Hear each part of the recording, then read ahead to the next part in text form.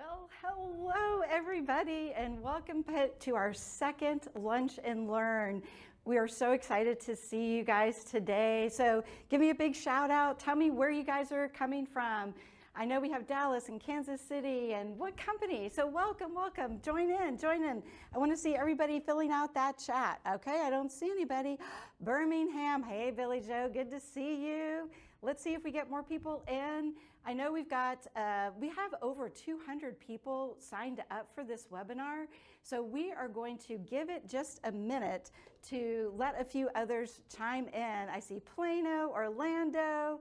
Now, I know that we actually had some people that signed up from the UK, from India. So this presentation today is absolutely global, and that is very, very exciting. So let's keep it going. So Dallas, yay, I see you. Steve, Starlet, woohoo. Jamie, wonderful. Well, I want to ask you guys a question. So keep on bringing that in. Long Beach, California, wonderful. So it's so good to see everybody here. And for those of you who, actually, let's just ask a quick question. So for those of you that are here today, put a little plus mark in the chat if you guys were here at the last session for the macro trends. So if you were here last week for the macro trends, put a plus. Okay. So I see quite a few of those. Good. We'll ask that question as more people get here. But the good news, we have very specific data for restaurants. Oh, Starlet, good. Caught it this morning. Wonderful. Well, let's get started. So the first is because when I saw this list of people, and it ended up being about 450 people across all of the different 2 sessions, there were a lot of names I didn't really know, so they're new to my network. So I wanted just to give you a little bit of a backstory about who I am and how I got to this place, Dallas, Texas, in this super cool stage. And I do have to give a shout out. We got Harrison back here helping me out, and Emilio's in the producer room. Yoo-hoo! Takes a village to put on one of these. But let's get started. So I wanted just to give you guys a little bit about my background. And as you guys are coming in, if you're new coming in, go ahead and tell me where you're from, and then give me a plus sign if you've seen the content from last week. But let me just give you a little bit about my background. So the first thing is I actually started my journey at an advertising agency. And one of the big clients that I worked on was actually Quaker Oats. And it taught me all about communication and messaging. And then from there, I went to consumer insights and innovation. And I worked for 9 years at Frito Lay, PepsiCo. And the goal was pretty much navigating the uncharted waters. So you can kind of see that theme in what I do today. And then what I spent the last couple of years before I started my own business is that I was actually the head of innovation at Brinker Restaurants. And guess what that role? That role was all about finding new streams of revenue. And oh, by the way, it was right before the recession. So we've seen these movies before, right? But it was all about driving growth outside the 4 walls. So insights, innovation, and understanding how to communicate. And that's the trifecta of what I bring to my consulting business each and every day. So back in 2008, I actually started my company. And today I do a ton of work in the restaurant space. And this basically just gives you an example of a few of the restaurant brands that I've done work with over the years. But then I also just wanted to let you know, not only do I do restaurants, but I have a lot of experience in packaged goods, in retail. And guess what? One of my favorite projects is I got to do 7 cruises on Carnival to do food restaurant work for them. Not a bad thing, right? But I wanted just to show how I can have this portfolio of insights that I bring to the table as we talk today. But let's see, does anybody kind of remember March of 2020? I know we all want to forget, but back then my business came to a crashing halt. And basically, I had this aha moment, and it was basically when joy was greater than fear, economic growth begins. Think about that. Did you write that down? Because guess what? The fear changes. We're no longer fearful of COVID, but now we have other things that we're worried about. And so that's what we want to talk about today. But let's think about where have we been 5 years later. It's crazy. So for those of you that don't know, I collect 1,000 surveys every single month, and I have 30 different business verticals, 60 restaurant brands, 20 retail brands, but now I'm up to 81,000 surveys. Back in 2021, it became a leading indicator. So why does joy matter? Because it drives the economy. Isn't that cool? Because attitudes lead behaviors. And so when we think about that, if we are joyful, it pulls us forward.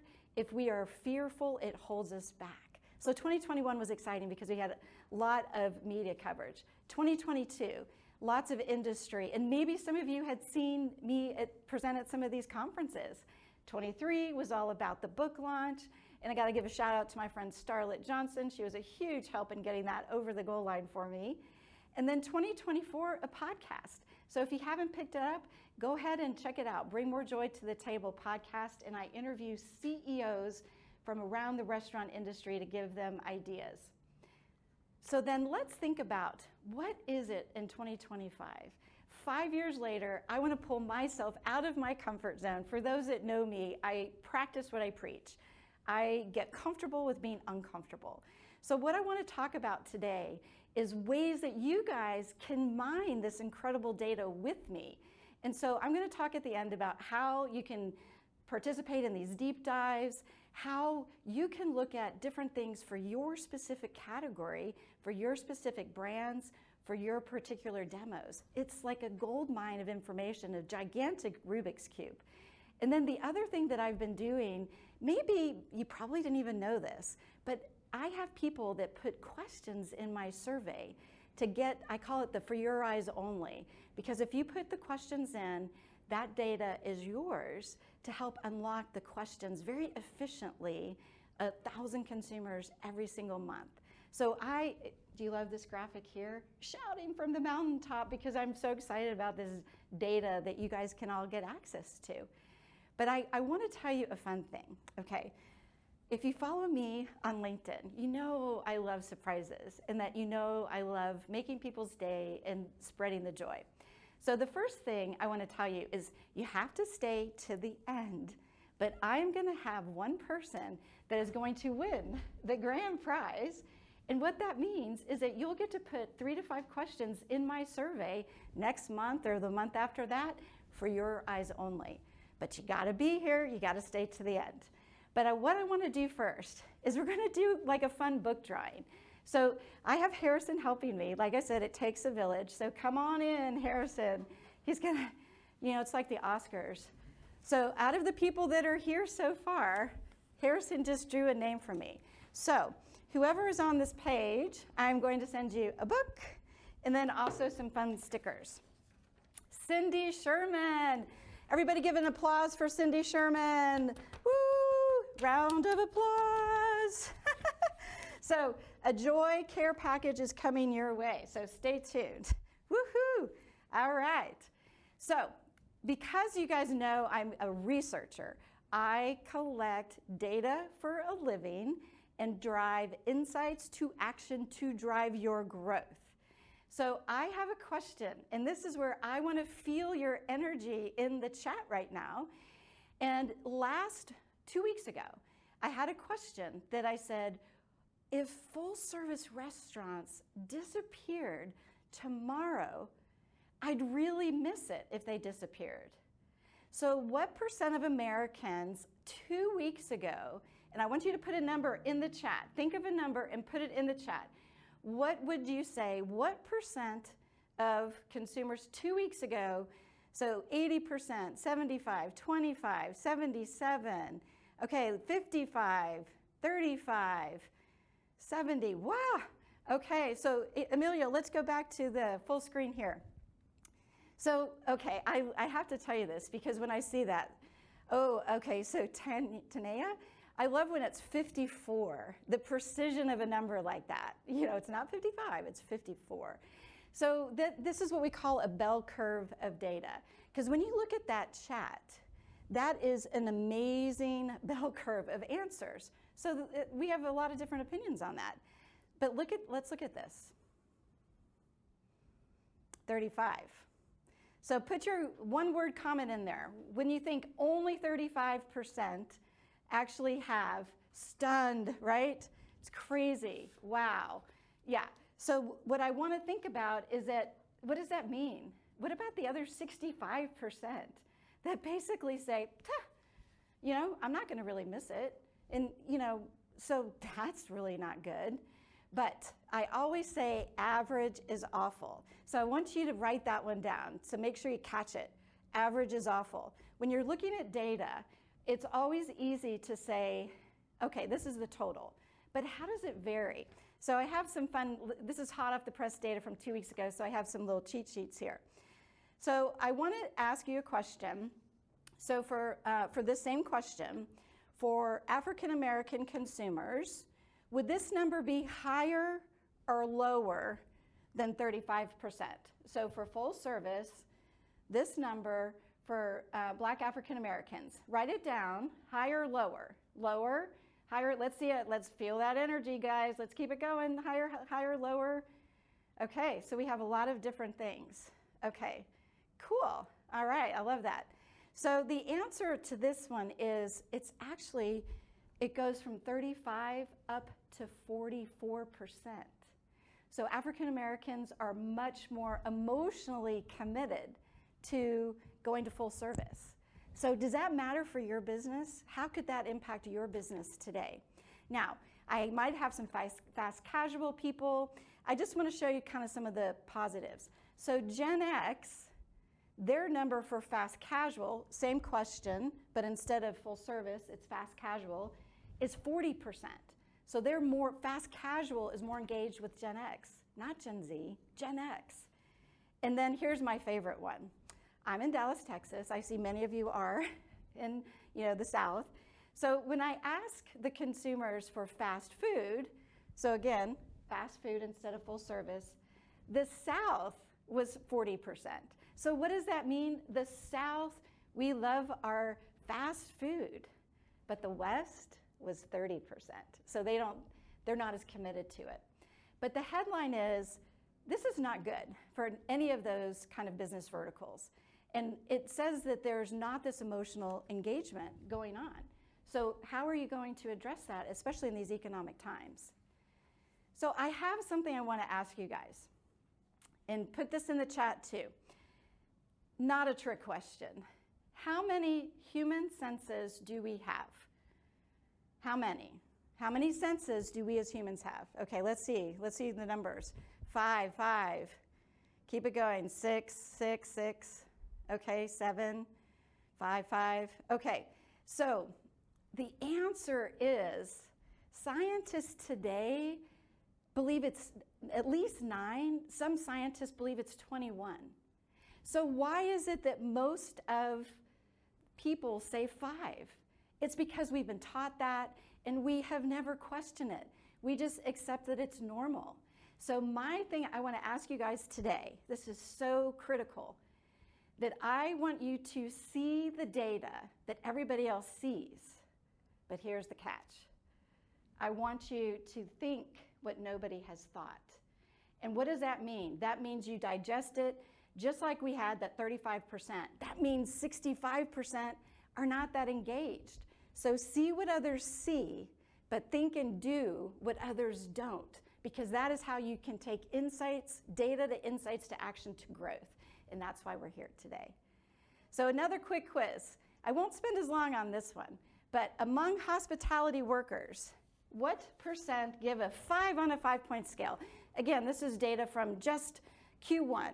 What percent of hospitality workers say that they are extremely satisfied? Nancy Hampton, 15. Cindy, 10. 34, good positivity. Naomi, 20. 5, less than 20. Okay. All right, well, you guys did pretty good on that one. 10. Maybe I set the bar too low. But when you look at this, it's 21. So think about this. You have consumers that only 35% in full service say that they're really emotionally committed. And then you've got about 21% of employees saying they're extremely satisfied. Not committed consumers, not committed employees, what happens? Not the magic, not the joy when you combine those two things. But I'm going to just read out a couple fun things. Okay, we'll just do it really fast because I love this. Thank you for the energy here.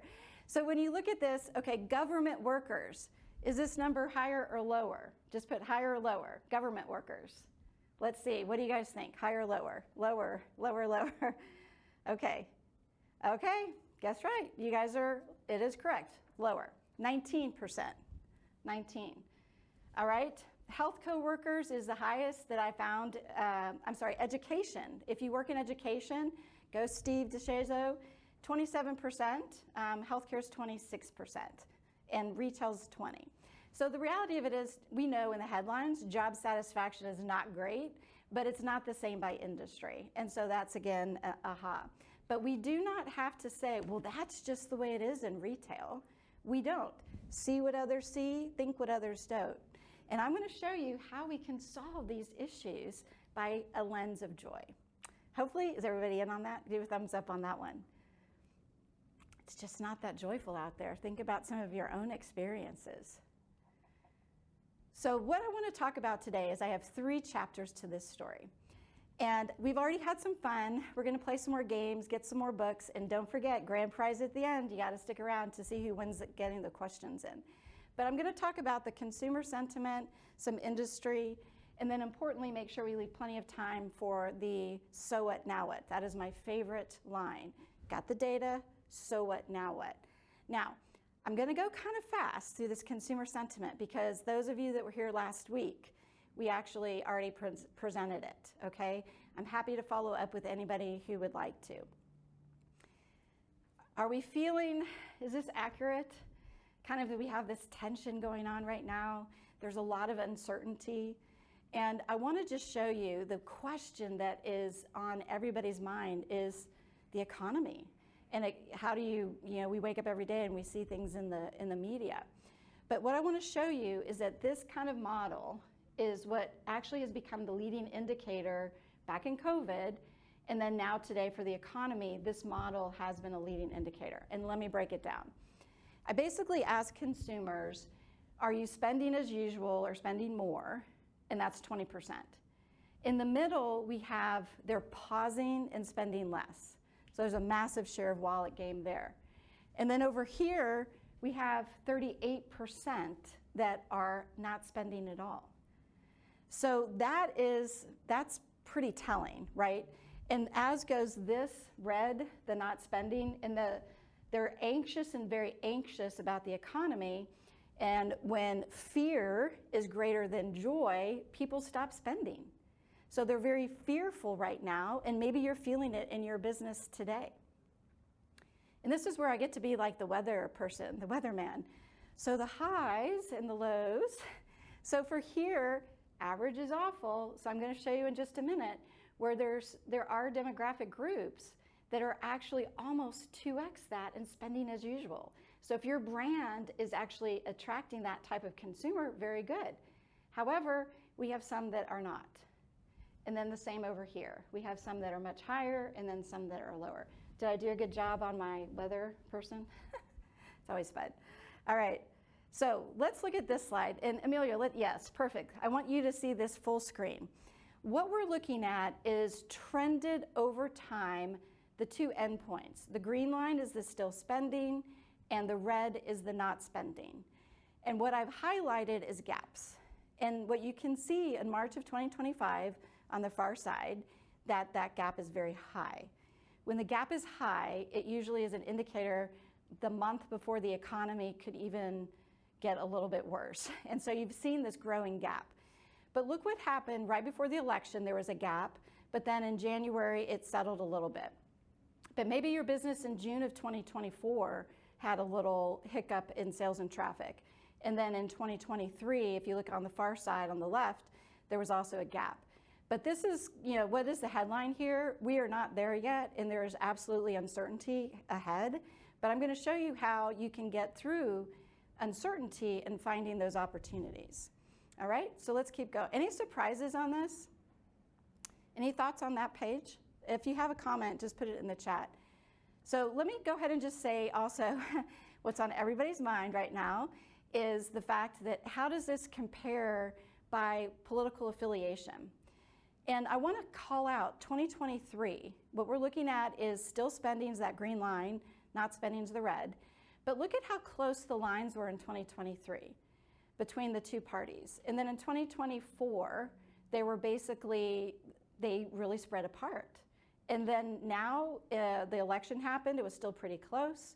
But then February, March, there's just this massive gap, especially, you can just see this. So what does this mean? That means about half your demographic is probably feeling pretty good or better, and then half is not. The other thing that I will call out on the not spending side in the red is that both lines actually have gone up in February and March. And so that's an important insight to see how long is it going to settle down? Is it going to get worse? Are we going to get back to the levels of 2023?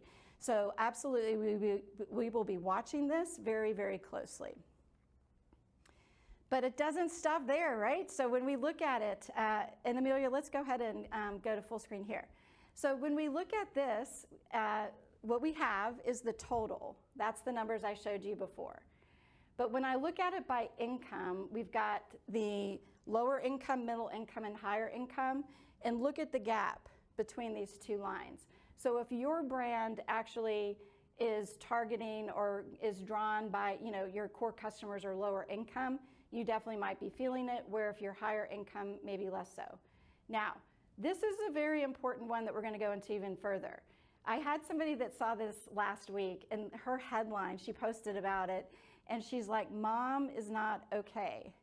And when you look at that 12%, that was the lowest that we showed on that prior slide. And so when you think about all of the decisions that moms make, that is a very important insight to, if your brand has families as a target, moms as a decision maker, this is a very important insight for you. Dads are less so. And then we also see big differences between ethnicities and then also generations. Gen Z, they are definitely happier, where millennials are not. So these are the types of insights that when you look at the data that you see in the news, average is awful. You cannot just take things at the surface. You've got to dig in deeper to it. Another kind of humbling point is the fact that 52%, half of consumers are living paycheck to paycheck. The unfortunate thing is that is actually up 6 points from this time a year ago. So the economic pressures are real. And I will say that there's some data from the other session that you can definitely pick up, watch that copy. There is hope and there is caution still, but I want to just focus on some of these economic issues today. Okay, I had to put this in. Do you know the song, Oh, oh, oh, oh no, Ozempic impact, right? So we know that this is a macro trend, and I put it here in this section versus putting it in the industry because it is something that we've been reading a lot about. And let me just show you the data. So I can cross-tab data because I asked the questions in my survey. Are you on a Weight Watchers Noom? Are you on medications? Are you not dieting? And what are they doing and how those behaviors are different? Now, this data is probably confirming what you've seen in other data sources, but I just wanted to show that overall, when you look at fewer cocktails, fewer desserts, fewer drinks, fewer appetizers, this is the percent of those that are on Ozempic right now than how their restaurant behaviors are changing. This is if they're not on Ozempic. And then this is the gap. That's a big deal. Now, what we have to look at is it's not always saying that they're not coming as often, they're changing their choices. And so this is a very, very important concept that you guys need to understand as it relates to, it's not gonna go away anytime soon. So we'll be monitoring it, but then you need to think about how can your brand work within this construct. So my last slide on this macro section is overall we do have this trust issue. And it is bigger than that politics page. And there's a lot of data that I shared last week, but I want to just give you the highlights. The opportunity is that there's so much distrust. And so the institution, social fragmentation, economic, tech and information overload. But you're like, well, yeah, I get that, but why does this matter to me in the restaurant? I feel it as a person, as a consumer, but why does this matter for me and my business? The reason it matters is this idea of trust or mistrust is it's this overstory. So think of it as this rainforest, treetop canopy, or cloud coverage. And Malcolm Gladwell had that in his new book, Revenge of the Tipping Point. But it's this mistrust that's over everything that influences your employees, it influences your consumers, because there's this mistrust going on up here. So as we get through the next section, we'll definitely dive into that a little bit more. But I want to just pause here.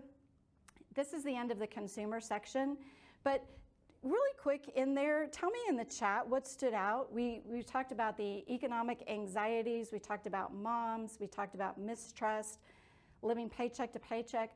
I want to have you guys put in the chat, I want to see in the chat what really stood out in that section.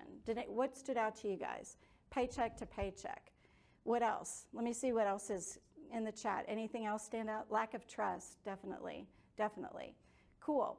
Well, we'll keep going. Mom is not okay. Yes, that is a good, that is probably one of the things I'm most worried about for the restaurant industry, and you'll see that as we go through. Paycheck to paycheck, it's really very humbling. The good news is we will be able to show you, because I always have that filter of joy, there are opportunities to win through all this. So let's start with this one. Now, I have to say, if you were in the session last week, you cannot play this game with me today because you already know the answer. But I want to ask you guys, this was, again, 2 weeks ago in March, what % of Americans say they're fully back to all of their normal activities versus the pandemic? So put a % in there. What % were fully back? 65, 44, 30. Let's see more numbers. Let's see, 56, 70, 47. Cool. All right, so let me show you. Okay, so the answer is 56. So what is your one-word answer to that? Only 56 of Americans 2 weeks ago said they're fully back to their activities. What do you guys think? Is that surprising? Not surprising? Well, I will tell you, if you're the glass half full kind of person, this is actually a huge opportunity from the positive. Because do you guys remember during the pandemic, the idea of pent up demand? Stay home, flatten the curve, and then there's all this pent up demand. This basically says that the opposite, 44%, there's massive pent up demand yet to be had. And so what does that say again? See what others see, think what others don't. It's surprising, but this is good news to say, would you like to get some of that 44% to get a frequency play or penetration, an extra visit among those people? Heck yeah. So it's the idea of, we've got to remind people to get up off of their sofas. I always talk about, we're all getting comfortable watching Netflix in our pajamas and ordering delivery. Nothing wrong with that. But if we want to get back to kind of going into restaurants and connecting with people, I'm going to give you some ideas. So let's keep going. So given that 56% of Americans are fully back, every day people are deciding where to spend their money, their discretionary money. How many of you guys have actually gone to a movie, gone out somewhere to dinner, and you get your check or you pay your bill and you're like, oh, your head explodes and you might say, was it worth it? And so of course I asked that question in my survey. And I'm just going to click through these pretty quickly. So when I asked the consumers, was it worth it? Basically, let me call it one thing. I have a 5-point scale because I'm the little nerdy researcher. This is a 5-point scale. Definitely worth the money to not at all worth the money. And this is the 5 on a 5-point scale. The reason this matters is that if you're a 4, a 3, or 2, or 1, you're less likely by about 3 or 4 to 5x that you're not going to go back anytime soon to that business. And so when you think about restaurants is right here, kind of towards the bottom at 33%. Now, I will tell you, so concerts is 41, spa, facial, and then theme parks, and then even vacations. This is definitely seasonal because of spring break. I will tell you that during the Taylor Swift concert tour, Eras tour, this number was over 50% concerts. So people were paying big bucks to go see that concert, and they definitely said it was worth it. So when we have 33% giving it a 5 on a 5-point scale, what does that mean? That means 67% did not. And maybe you've been in that in maybe one of these activities. And it makes you pause when you decide, do you want to go spend that money or not?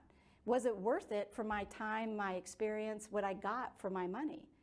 And this is a number that I hope a year from now, that we actually can improve that number by implementing some of these ideas that we're going to talk about today. But what we know is that it's basically this line of it's consistently inconsistent out there. I have a ton of data that I don't have time to share with you today. I'm going to focus on some off-premise frustration data, but I do have it for the dine-in experience. But we know that poor service, all of these things about the food quality going down, all of these things impact, do I want to come back? But let me just give you a snippet of the things that I think are really important for you to know today. So when I look at the data, half of Americans that went to a restaurant 2 weeks ago basically said that still, prices have gone up too much. And let me ask you guys, how many of you would agree with that? When you go out to eat, prices have gone out. I know you guys are in the industry, but when you go out to eat for personal occasions, it's expensive, right? And then not enough staff. So the good news, because again, I like to share that, this has actually gotten better. Do you see that it's down 7 points? So that's great. Congratulations, we're hiring people. But the reality of it is 3 in 10 still believe that there's not enough staff. How do you have a joyful experience when there's not enough staff to take care of you? You don't, which is why it then filters into worth it and then they don't come back.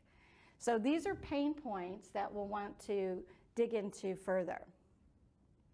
One of my absolutely favorite kinds of ideas, and many of you might have heard me tell this story before. I want you to be honest, and I want you to tell me, do you ever have this happen? What do you want for dinner? I don't know, what do you want for dinner? And then you banter back and forth. Who's done that before? I think everybody has, right? I think we're all probably laughing right now. But I decided I wanted to actually ask the question and to find out from consumers, how does it work really when it comes to how many brands do they look at before they actually make their decision? So here's the quantitative data. Now, think about your own. Did you have that conversation last night? I know we always have this conversation. So it might go the first place. And then it's like, okay, the first place, do you ever land on that? Probably not. And then you have to banter, oh, I don't feel like that, or it wasn't so good. And you banter back and forth, right? But that's where those frustrations and those pain points, it wasn't good, it cost too much money, and boom, you are off the list. And then the next person has to come up with another idea. So let's look at the data. So one place, we basically have, for fast food, 45% of the time, they basically said, I'm craving something and I knew exactly where I was going. Then it was 2 to 3 places, and then 4+. So the good news, 4+ places. Now, my data shows if you don't agree by 3, you're eating at home, you're cooking, or you're having leftovers. So you have to be on that list of top 3 to even have a hope of getting selected. All right, so let's look at these other ones. And then, Emilio, let's go back to full screen here. So when you look at these other ones, so when you look at full service, it's 44, 37, and 10. I was surprised that that was actually the same as fast food. I don't know, are you surprised? I was. But then look at fast casual. I don't know if anybody here, I know we had some people in fast casual that had signed up, but this is a little bit of a caution flag to me because fast casual came into this world as this hybrid, between the two, fast food and full service for higher quality. It's still efficient at a good price. But what's happening is there's a higher level of negotiation going on for fast casual.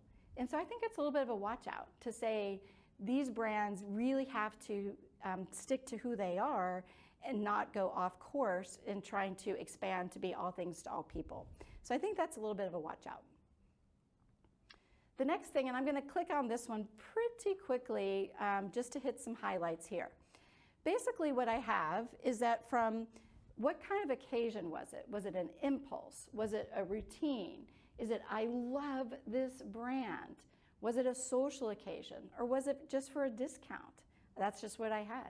So you can see here where the individual types of restaurants actually do have their kind of strengths.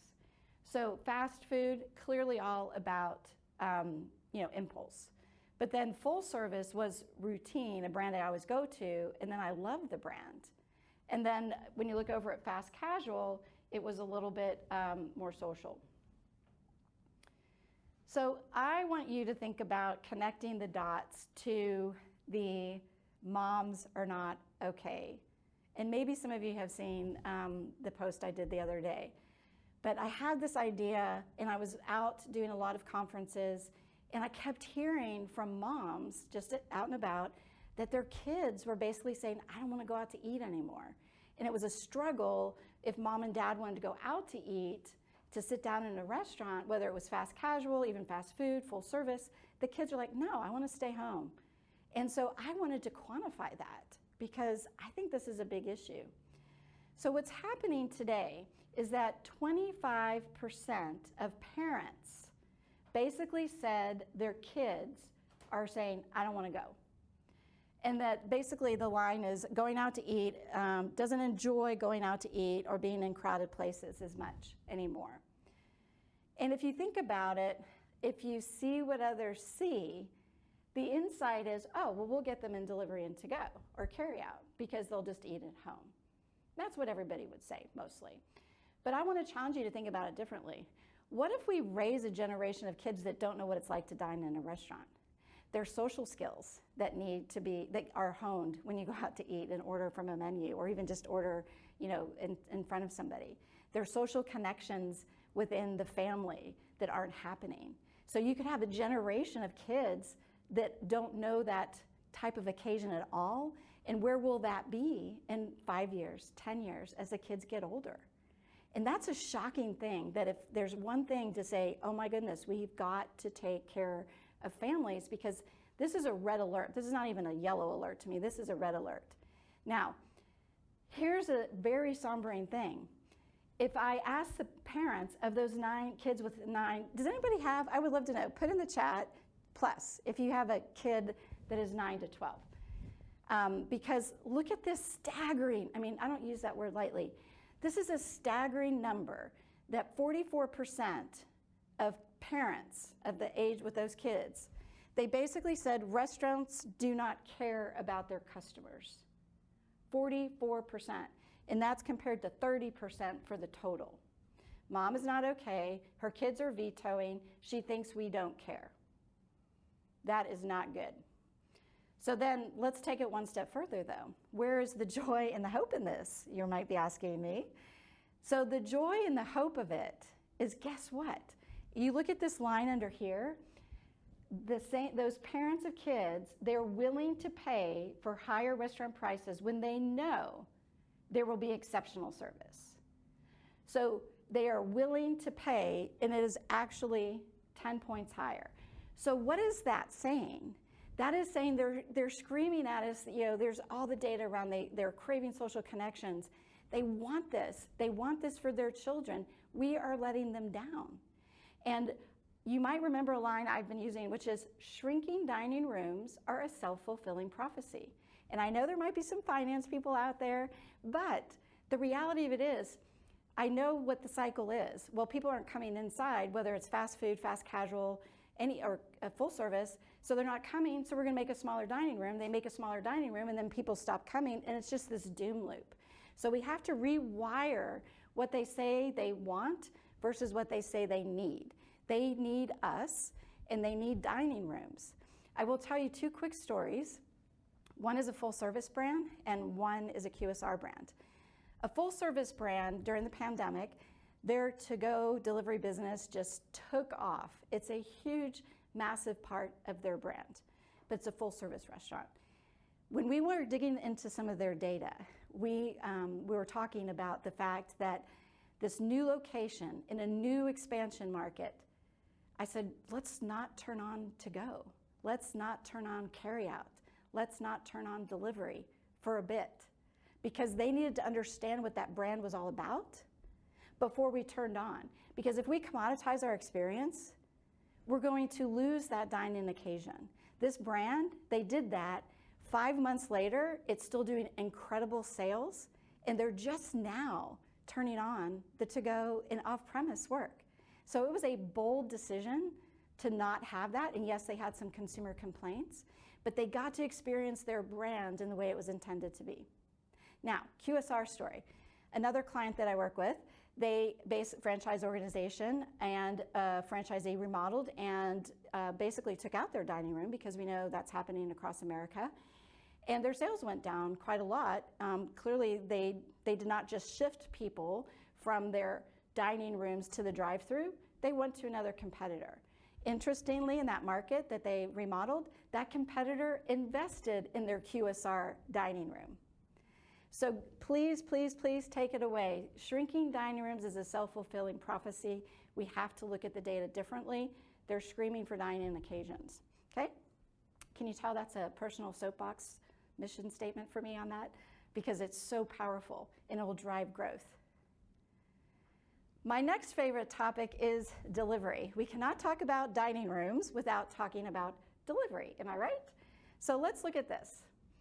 So 63% of consumers basically said delivery is not worth it anymore, because the prices have gotten so incredibly high. And when I look at the data, now this one, let's go, Emilio, to full screen. I'm not sure if we had it slated for that, but thank you. There's a lot of data on this page, so I want to make sure that you guys saw it. But when you look at these are frustrations, and these are delivery frustrations from data, and I'm comparing basically February of 2025, so last month, to September of 2024. And you look at the data to say the price is never right. Prices have gone up, delivery fees have gone up, they felt obligated to tip the driver. And then delivery disappointment, that order's not accurate, slower than normal times, food wasn't right, quality was bad, there's no wow factor. Now I ask you, tell me if you had 30% order not accurate in a dining room or your drive-through, is that acceptable? What do you guys think? Wouldn't you be all over that if you had 30%? Not acceptable, is it? So this is why we have to say, why are we treating delivery as it's okay to have all these problems? It's not. So we need to make sure that's a channel that we can deliver. So let's talk about it, and we can go back now, thank you. You can tell, like I said, we decide on the go which slides we want to kind of show full screen here. But when we think about is it worth it, we know this equation, what you get for what you give, right? I want to give you 2 new thoughts that I want you to say, write this down, making sure that you really understand it and catch this. In the denominator, time is now part of it. Are you respecting my time, whether I'm waiting for delivery or whether I'm waiting for my food sitting down in a restaurant or sitting through the drive-through? You have to respect my time. But the other thing is on the top of it, this is a fundamental math equation. The math equation is, if you take too long and you are charging more money, your value equation is upside down. And so if you have to take price, which I would recommend you don't, but if you do call it 2% price, what are you going to do in their experience to add 2% more to offset the equation? Because if you just raise your price and you do nothing, then your value equation is upside down. And you'll see this, it's literally, it's simple math. The experience has to be greater than what they give. You have to increase value, not price. So put in the chat, this is the end of this section. So is this helpful to really try to think about, if you take price, you can't just take price. How do I improve my experience so we're actually adding value, not just adding price? Does this make sense? And this is the end of this section too for the industry. Yeah, so it's very important. Very good. So I think, and I see the switch first party and set up channels. Yep. But the value equation, it's kind of the new buzzword, connection, culture, value, those are all the buzzwords, but how are you really tackling it each and every day? So let's go through the retention. When you think about retention, it comes from a place of fear. And retention is really all about holding somebody back. And what we want to be able to do is the opposite, is actually just joy and freedom. And so all my HR friends out there, I would love to partner with you guys to get a new word for retention, because it is really coming from a place of fear. Did you know that 76% of hospitality workers, and this is a Q1 2025, are looking for a job? Only 24% are not. Now, again, you're saying, Lisa, it's okay, this is normal. It doesn't have to be. It doesn't have to be. If you understand your employees' hopes, wants, and dreams, this number can change. Don't accept it as normal. 21%, think of that, 2 in 10 are actively, in your staffs today, 2 in 10 are actively looking for a job. That's crazy. And do you think that's not coming through in your guest experience? If you have 8 of 10 of your employees that are active or looking or open, do you think they're giving their best experience to your guests? No. So we have to be able to work on that. And that value equation actually is exactly the same as we have for our consumers, but we don't necessarily talk about it as the same way. And on the denominator, it's the opportunity cost of staying. We're throwing benefits at people, whether it's, back in the day of pets and incremental benefits and pay, and those are all well and good, but people want the training. They want to be heard and felt and seen, and those types of emotional things that are not happening in today's culture. But that is where you can make a difference in your organizations. And my favorite line is, make every day feel like a grand opening. Your employees will love it. Your customers and your guests will love it. But you have to have that joy and enthusiasm, bring it to your day. And it's not just the shift meeting. I was talking to some hospitality workers, and he really got energized by the statement, because he pumps people up at the shift meeting, but how do you keep them energized throughout the shift, not just at the shift meetings? So what I want to talk about is we have one more book giveaway. Woohoo! So Harrison's going to come up and we're going to do, did I say, we love surprises. So you get a signed copy plus some other things. And the drum roll. Emilio, we need to work on a drum roll. I don't have that. All right. So Lori Coots. So shout out to Lori Coots. Yay. Excellent. So I want to just tell you one quick story about this gentleman. He is a delivery driver. And as you guys know, I'm out there every day talking to frontline employees. And he's a delivery driver. He worked for DoorDash. And I actually talked to him. He was so excited and grateful to be seen and heard and valued, because nobody does that. Ask yourself, when was the last time you talked to the grocery clerk or the checkout person or the delivery driver or the person at the airport? You will change their day, and then they will in turn change your day. This gentleman, I just have to tell the story. I was at Trader Joe's, and I was just doing my checkout, talking to Stanford, and the girl is Yes, her name is Yes, perfect. And we were talking, nothing, just chatting, and he steps away, and he goes over to the side, and he brings something over. He handed me flowers because I made his day. It's like, what? And I was just being myself, just talking with him, just asking how he was doing. That's the impact you can have each and every day to all the frontline workers.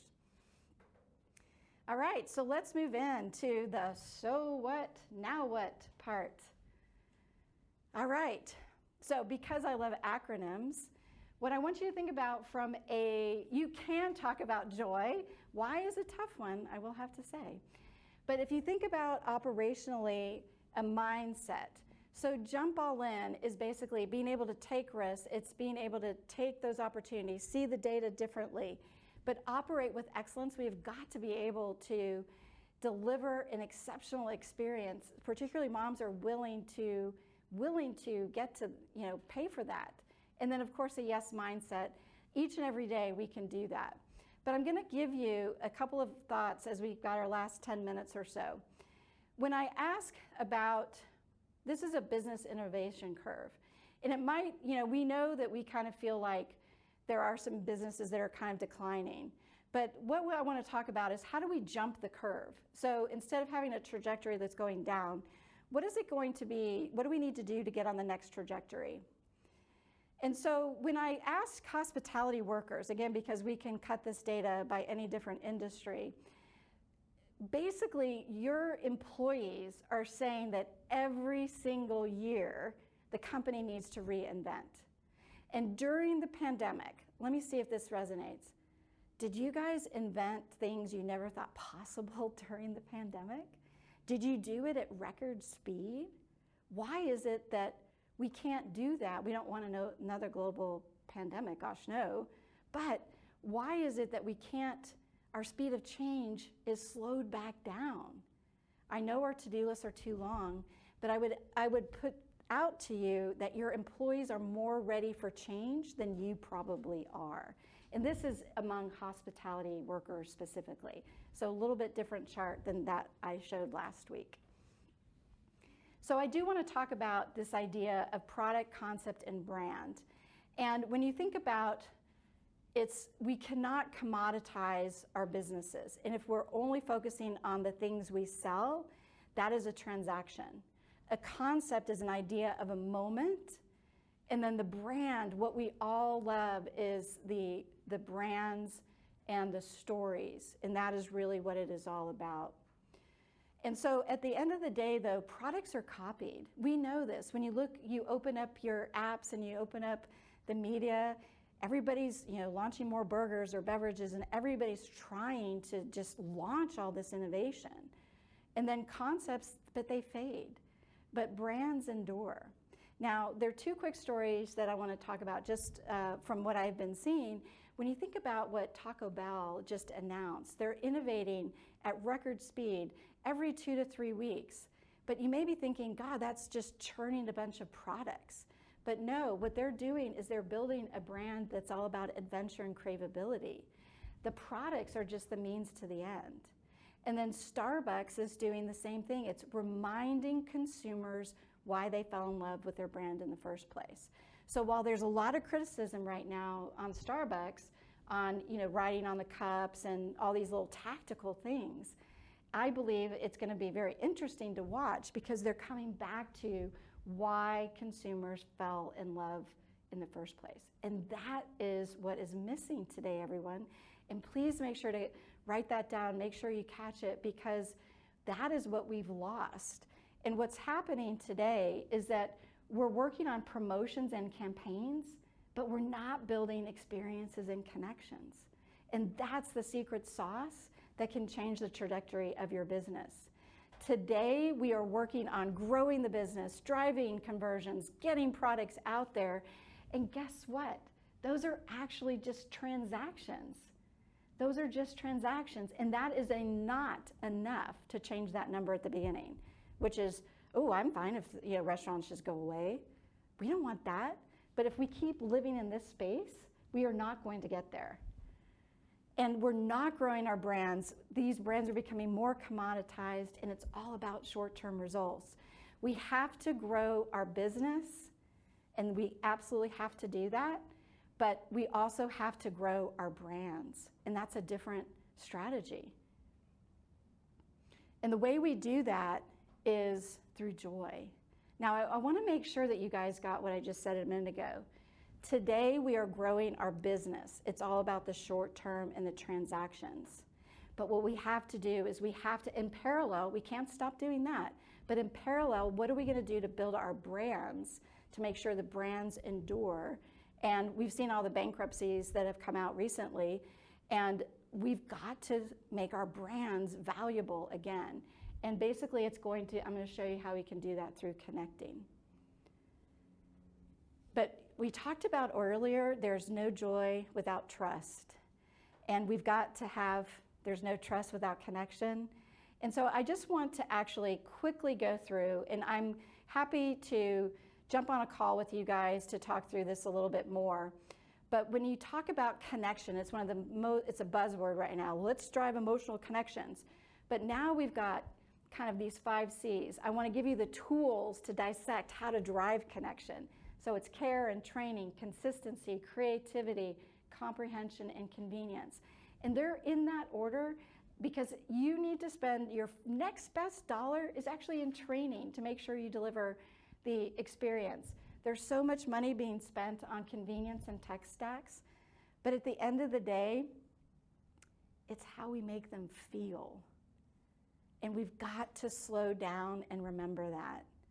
It's not about transactions. Business is business, brands are connections. And so I changed the words are the same at the top, but I want you to think about how you make them feel, your guests, your employees. So it's not transactional. You want them to feel the experience. They have consistency they can trust, creativity that they remember, the understanding that they value, you're valuing them, and convenience that they appreciate. And so we've got to flip the switch from business to brand to be able to make it worth it. And I want to close on this one kind of thought, which is think about your business today. We talk about first impressions and last impressions. I want to add this very important thing. The lasting impression is what gets you to the next occasion, the next visit, the next order. Because if we only focused on the first and last impressions, we have failed, and we will still be transactional. We have to do those first too, but where you make the money and where you change the trajectory of your business is here. So now what is you've got to understand your employees more, and of course, lead with joy and not let fear get to you. And that we will find the opportunities through all this uncertainty. So basically, okay, I have to do a twirl because I'm so excited to see who this is. So the big reveal is one lucky person is going to be able to get 3 to 5 questions added in a survey for your eyes only. Are these exciting insights here? So imagine if you could dig into this data. Ooh, okay, Mandy Monk, it is you. So yay, congratulate Mandy in the chat here. So Mandy, we will be reaching out to you, and thank you, Harrison. Takes a village. Yay, yay, it's awesome. So I want to leave you with just a couple of thoughts as we round this out. So you can tell I am so passionate about what I do each and every day, but I wanted to share how could we work together. So I wanted just to let you know, I do day in and day out custom research for all types of brands that I shared with you in the beginning. But the other thing I can do is bring this message in keynotes and workshops to big groups and small. And then if you scan the QR code, you'll have the chart of the week, and you can actually start getting all these insights from the podcast. But let's go back to that, what's really next? So we're gonna have this form here, and then you can tell us what types of insights you are most interested in. And all of these data cuts can give you a flavor of how powerful it is to not say average is awful. It's powerful to not see the data like everybody else does, but really think about it differently to be able to unlock growth. And so what I'd love for you guys to do, scan that QR code, and then let's see how we can work together and drive more joy in this world. What I'd love to do is that if there's any questions, I think we've got like 1 or 2 more minutes. If anybody has any questions, pop those in there. But I will also tell you, thank you for being along this journey with me, the journey back to joy. I never imagined that I could do all this. So push out of your comfort zone and try new things. Scan that QR code. But anyway, with that, I will thank you, and we'll follow up if you guys have any questions, and enjoy the rest of your day. Thank you so much. Bye.